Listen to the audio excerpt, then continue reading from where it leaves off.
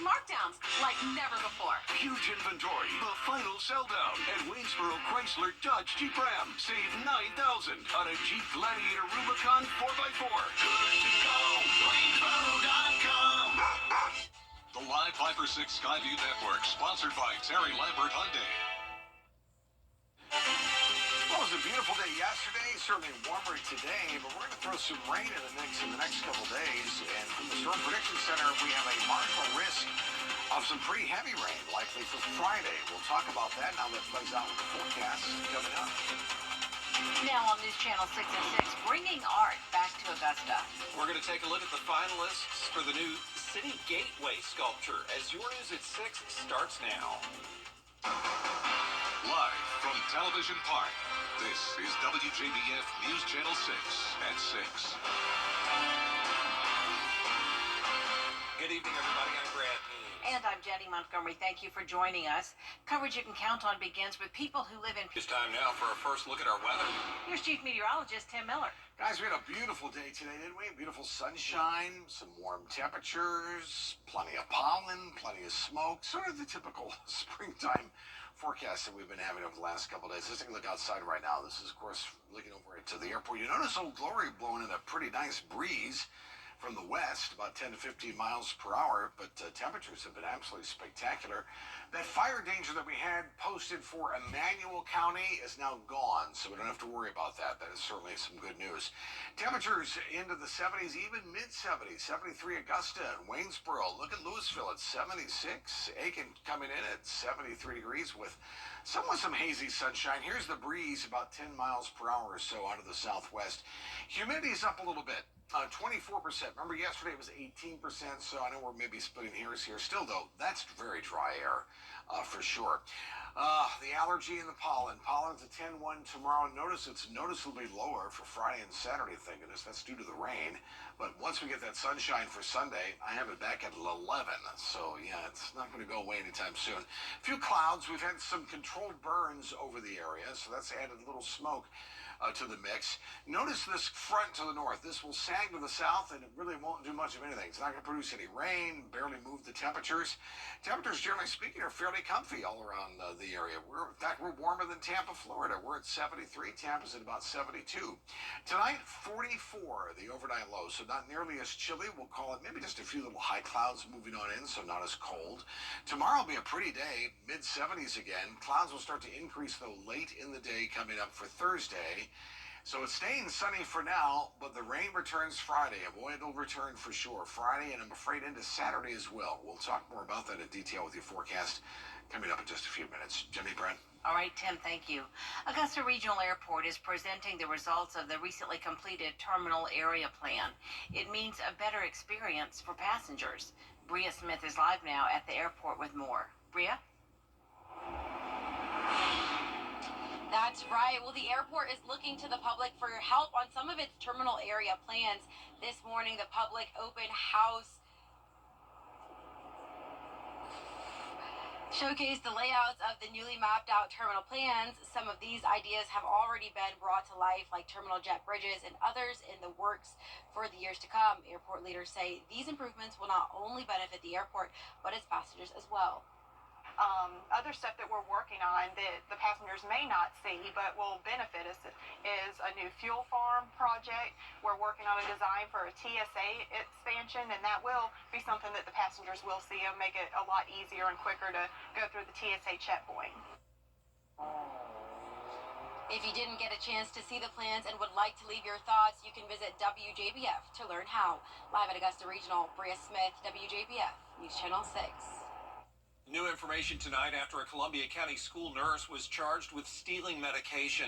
Ashley Stalkup was the nurse at Brookwood Elementary School. She was charged Tuesday with stealing Adderall that was prescribed for a student for her own personal use. A spokesperson for the school district says Stalkup admitted to taking the medicine. She's been fired. Public art looking to make a big return in Augusta. 4 finalists have been selected for the city's first gateway sculpture. But this is not the first time commissioners have been down this road. George Escala has the story. The models are the 4 finalists for the city's first gateway sculpture on display at the municipal building. but one should be making a big impression on Sandbar Ferry Road. These are 20 to 30 foot tall. Some of the artists made little models so you can see it in relation to a person, but they're to be seen from a moving car. The Sandbar Ferry sculpture has been on the drawing board for years, and some are ready to see it in place. East Augusta deserves it. There has been very little investment for public art and just all things positivity is concerned in East Augusta. So, I can support what's being presented to us. But more than 4 years ago, commissioners were presented with 2 finalists that would have been the first gateway sculpture off Riverwatch Parkway. But that project died when commissioners rejected both designs. So could the same happen to these new finalists? I hope not. I think that we kind of learned our lesson on what happened years ago, and I think that it seems like it'll be approved because we got the community input this time. The last time, did that put a sort of a bad taste in people's mouth for this? Well, I don't think it put a bad taste in everybody's mouth. What I think is that you just have people that want the best for their area. In 2015, voters approved $1 million in sales tax money for the Gateway Art. Those funds will pay for the Sandbar Ferry piece and 2 more. We as a community turned out and voted and said, yes, we want this included. The final say on which finalist is selected will be up to the commission. That decision expected in early summer. In Augusta, George Escala, WJBF, News Channel 6. C.J. Pearson making an announcement about his candidacy for House District 120. Students taking a look at possible technology careers. More than 100 youngsters visited the Georgia Cyber Innovation and Training Center for the first middle school STEM Fest. They played Capture the Flag, talked with vendors, practiced with Play-Doh, and did an escape room. All activities that deal with aspects of the STEM and cyber fields. The next STEM Fest is for high schoolers, and it's coming up in September.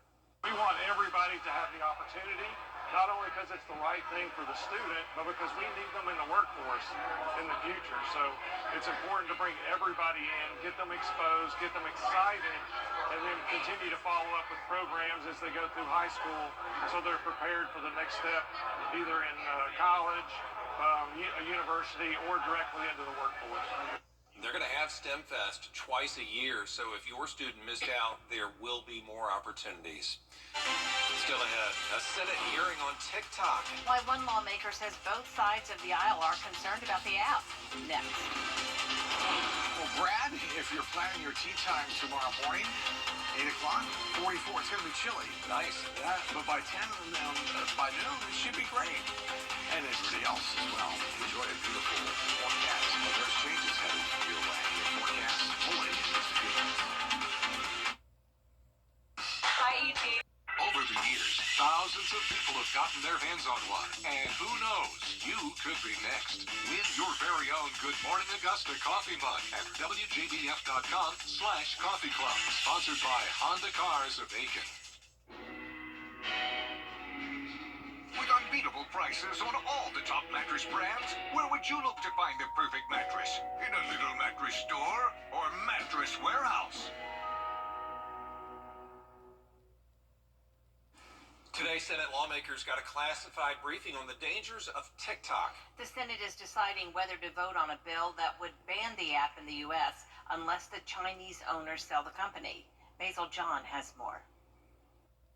TikTok is a gun aimed at Americans' heads.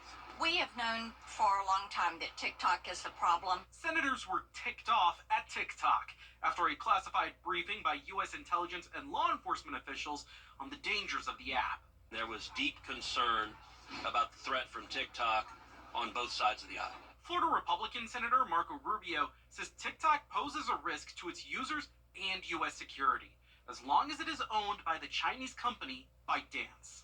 Every technology company in China, under Chinese law, has to do whatever the Chinese government tells them to do. Rubio and Virginia Democratic Senator Mark Warner lead the Senate Intelligence Committee, and they are urging the Senate to take up the House bill that would ban TikTok from U.S. app stores if ByteDance doesn't sell TikTok within 6 months. It's about the ability to make sure that this creativity that's happening on this platform can't be manipulated by the Communist Party of China. The Chinese government says it will not permit the sale of TikTok because it requires exporting Chinese technology. Missouri Republican Senator Josh Hawley says Americans are better off without the app. We want them to have multiple other choices. We need to trust American innovation and American platforms. That's my view. Despite the growing concern, there's been no indication as to when the Senate might vote on the bill. Reporting in Washington, I'm Basil John. And Tim joins us again for another check of the weather. Yeah, I'm taking the almanac, guys. We started out this morning at 34, and our high was 74. That's a 40-degree temperature swing from the low to the high today. That's what dry air does. It cools off and heats up quickly. Will we continue this trend tomorrow? We'll talk about that coming up in your forecast. Say thousands of weather headlines on News Channel 6. Brought to you by Jamie Casino Injury Attorneys. Westside High School boys basketball, state champions for the third straight year. Now, your most accurate forecast with WJBF Live 5 for 6. Currently, over at Bushfield, it is 73 degrees. Relative humidity in Dew Point fairly low. That's why we've had so much dry air. 24% humidity. Boy, if we could only have that in July and August, right? 24% humidity. Sort of smoky outside. Yeah, all these little red dots are controlled burns that you see peppered about throughout Georgia and Carolina. So just be prepared for that. It gives it sort of a milky haze. And then you add the pollen to it, all the pine pollen blown in the air with this pretty stiff southwest wind. And it's a mess. There's no doubt about it.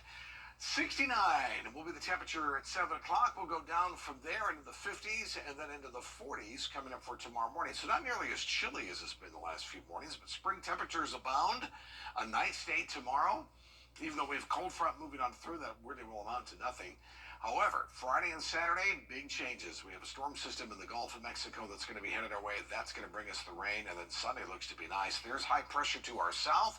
There's the front to our north, eking its way towards us. Notice either side of that front. We'll zoom in a little bit closer. There's nothing going on here, so there certainly is no rain to worry about with that front.